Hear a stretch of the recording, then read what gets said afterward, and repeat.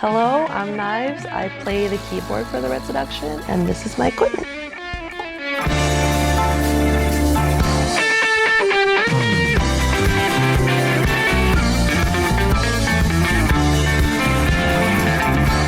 This is my keyboard. This is a Roland Juno DS. It's the 64 keys, so it's not the baby, it's not the big one, but it's in the middle. This keyboard has a lot of capabilities. It's able to do what we need it to do, and it goes beyond that as well. Hopefully I can get to a point where I can use it to its full potential. Over here, I keep my list of all the different sounds that I use for specific songs, and I probably upgrade it once a year. I actually need to redo it. This one's already tearing apart. This baby is called a Novation Base Station 2 analog synthesizer. Kind of the same thing where like it does a lot, but I just haven't learned it as well as I could and not use it to its full potential either yet. But I do use it. It gives us that sweet synthesizer sound that we use in a lot of our songs. Initially, when it was introduced, it was kind of treated like, by me, as like the unwanted sibling, just because I was still, in my mind, I was still new to this one and I was still trying to better my skills. So when this was introduced, I'm like, I can't do this one. Why are you making me do this too? But slowly I've grown to like it more and the sounds that it kind of produces for the different songs. Of course, I don't want to leave anything bland and boring, so I had to cover it and stickers and whatnot. Just random that I've collected over the years. This one I made myself so that people know what my name is. Knives, at least my nickname is. You don't need to know my real name. The stickers themselves are things that I personally like. They're also of stickers from like events and bands, just like stuff I've collected over the years. I also added the twinkly lights because I really like floral stuff. The amp is a Roland KC 550. This is heavy as all at least that's what I hear compared to the other amps. They bought something that was way more than they needed. I mean, at the beginning when we did like a lot of house shows and there was like 0 PA, this was more than plenty. But now that we've been doing like a lot of bars and venues and they put me into the PA, it's basically become my own personal PA. So I can just like hear myself through this and I hopefully trust the sound people to do the right levels. They bought this one literally right before my first show. This year it'll be 7 years, April 1st, since I had my first show. This one, I can't remember if I had the opportunity to practice with it before that first show. I think I might not have, and just was like thrown in with this new keyboard to like mess with. We might have practiced once, so I could have at least saved some sounds.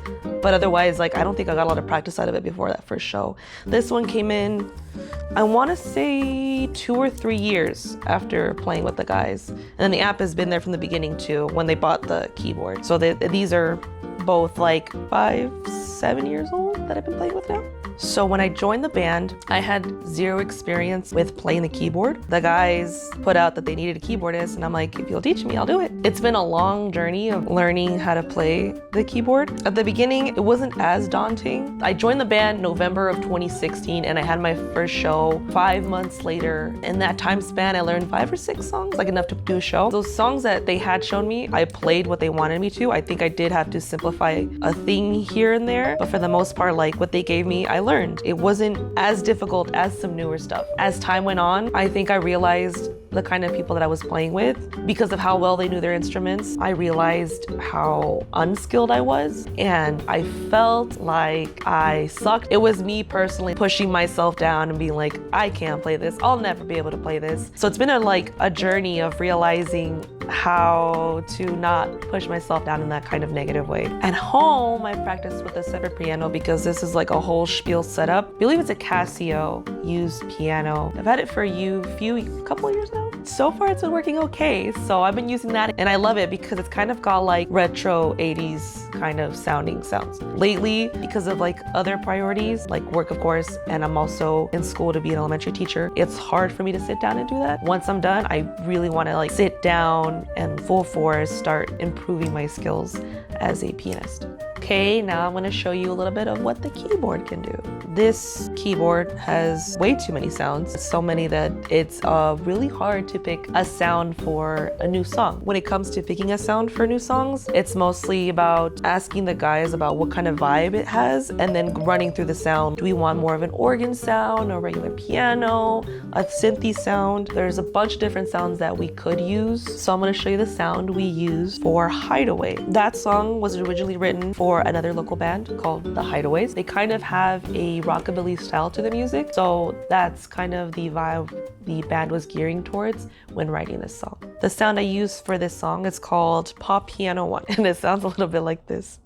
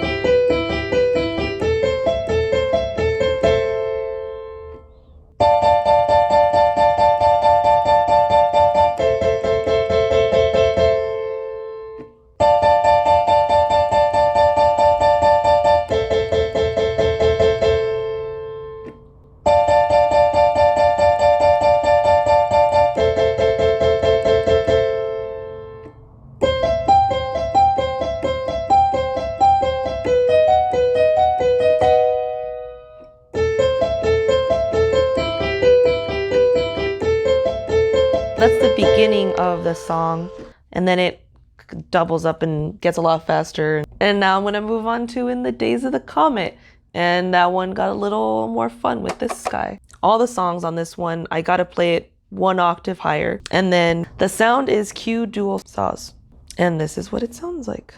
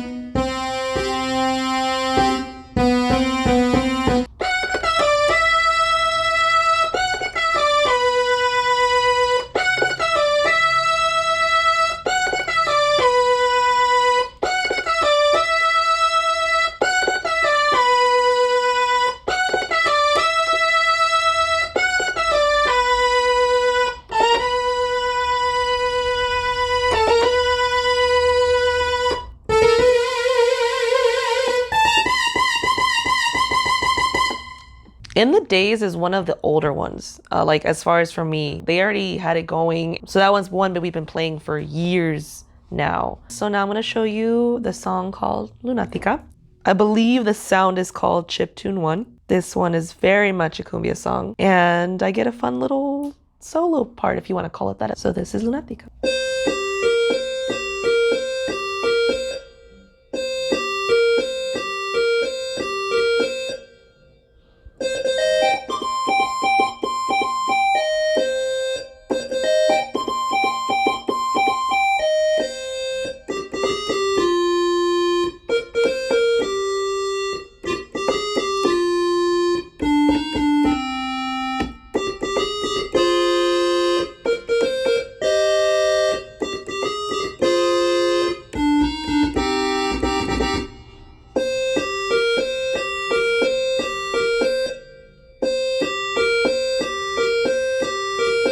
This is one of the 2 songs, I believe it is, where in my head, I still have to count certain beats or certain measures to make sure I don't go over under the amount of music I'm supposed to be playing. So now I'm gonna show you Freak Out. The sound for this one is called Dual Profs. This one incorporates the synthesizer a little more.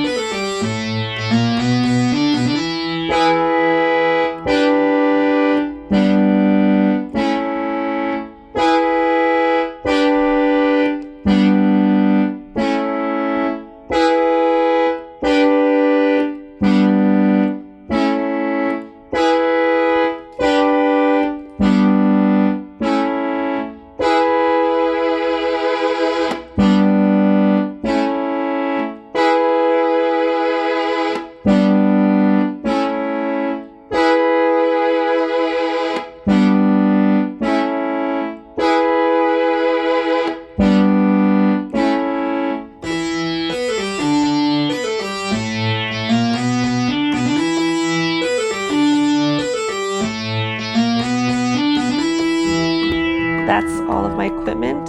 Thank you so much for watching. Please follow us on all the social media platforms, and we can't wait to see you at our next show.